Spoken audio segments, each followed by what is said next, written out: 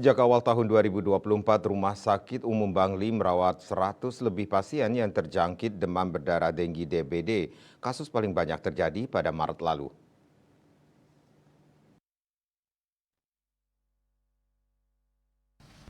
Direktur RSU Bangli, Dr. Dewo Gede Oko Darsana mengungkapkan, pasien DBD yang masuk ke RSU Bangli meningkat sejak awal tahun 2024. Pada Desember 2023, pasien DBD yang dirawat RSU Bangli tercatat ada 9 orang. Jumlah tersebut kemudian meningkat pada bulan berikutnya.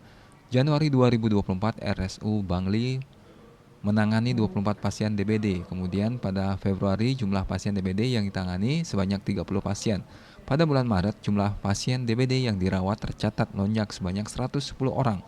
Sedangkan di bulan April hingga tanggal 8 jumlah pasien DBD yang ditangani sebanyak 28 orang.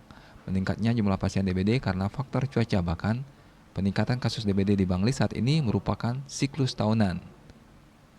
Meski terjadi peningkatan jumlah pasien DBD, namun fasilitas rawat inap di RSU Bangli masih memadai. Pihaknya menyiapkan pelayanan emergensi dan rawat inap. Kalau ada pasien yang perlu dirawat inap, ada 218 tempat tidur mulai dari kelas 3 VIP sampai ICU. Mencegah terjangkit DBD, pihaknya menghimbau masyarakat agar aktif melakukan pemberantasan sarang nyamuk dengan 3M+. Masyarakat juga diimbau segera ke fasilitas kesehatan jika mengalami gejala demam. Demam jangan dianggap remeh, terutama di musim DBD. Segeralah ke fasilitas kesehatan yang ada. Dayu Swasrina, Bali Pos.